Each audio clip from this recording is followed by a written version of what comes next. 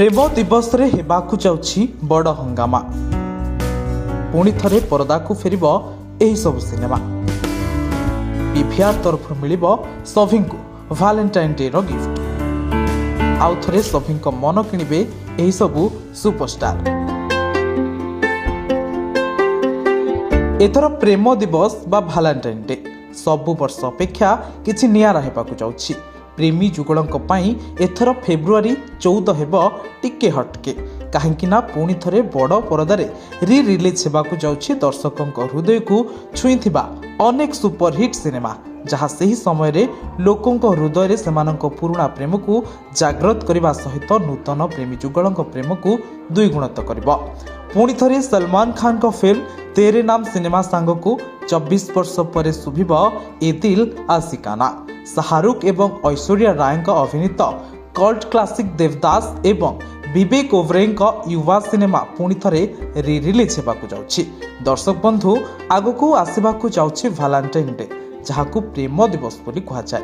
February 14 तारिख रे पालन करा जाए किंतु एहार 7 दिन पूर्व अर्थात फेब्रुआरी 7 तारिख दिन गुड़िक विभिन्न नाम रे पालन करथांती प्रेमी जुगल। जेमिति कि February 7 rose day, February 8 propose day, 9 रे चॉकलेट डे, 10 तारिख रे टेडी डे, 11 तारिख रे प्रॉमिस डे, 12 रे हग डे, 13 तारिख रे किस डे भली डे गुड़ी को प्रेमी जुगल माने पालन करथांती। निजर पार्टनर को विभिन्न प्रकार उपहार देवा सह निज प्रेम सह लयाल रहबा पाई प्रपोज करिथांती। आउ ए दिन गुड़िक आउ टिके स्पेशल करबा पाई विभिन्न जगह को बुलिबा को मध्य जाइथांती। तेबे जदि देखिबा एही दिवस केवल प्रेमी जुगलंक पाई नुहे बरंग यह सभिंक पाई मध्य प्रत्येक संपर्क को आउ टिके मजबूत करबा पाई निज लोकंक सह सेलिब्रेशन करिथांती। आउ जहाकू दृष्टि रखी दर्शकों को रोमांटिक क्लासिक भेटी देबाकू जाउछि पीवीआर। 2000 रु 2015 बॉलीवुड पाई रोमांटिक रो जुग थिला। कुछ कुछ होता है ठारू आरंभ करी विवाह भली पारिवारिक एवं रोमांटिक सिनेमा देखिबाकू हॉल ले सिने प्रेमी खचाखच भिड़ लगी रहुतला। वर्तमान समय रे दर्शक थ्रिलर, एक्शन, फैशन, हॉरर एवं कमर्शियल सिनेमा को पसंद करुछंती। वर्तमान सिनेमा रे आ आग भली कहानी देखिबाकू मिलु नाही।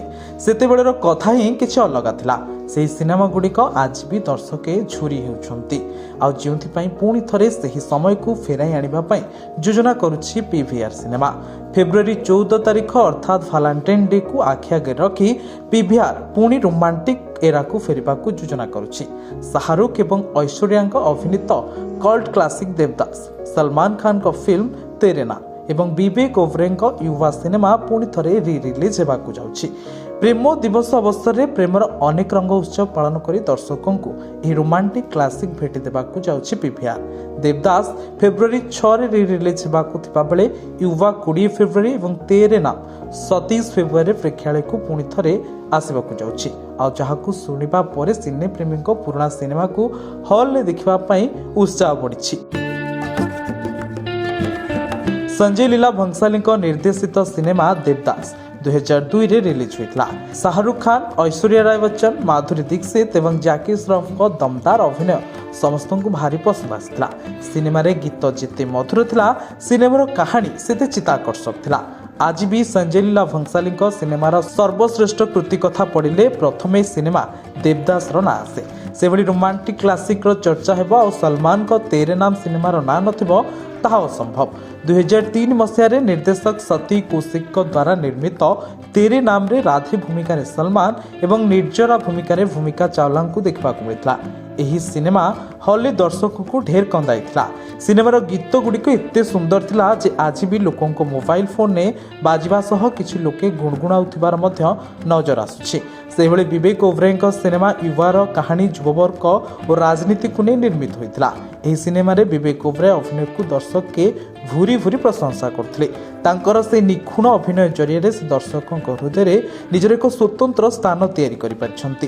तेबे खाली सेतिकि नुहे, एहा छडा 2000 मसीह रे पर्दा को आसिथिबा सुपर डुपर हिट सिनेमा ये दिल आशिकाना मध्य निर्मातांक द्वारा पुनः रिलीज हेबाकू जाउछि। तेबे 24 वर्ष परे पुणी थरे पर्दा को आसिबाकू जाउछि एही सब सिनेमा। आ जहाकू नै सिनेमा रे निर्माता माने बेस आशावादी रहिथिबा जणा पड़िछि। ब्यूरो रिपोर्ट, चर्चा न्यूज।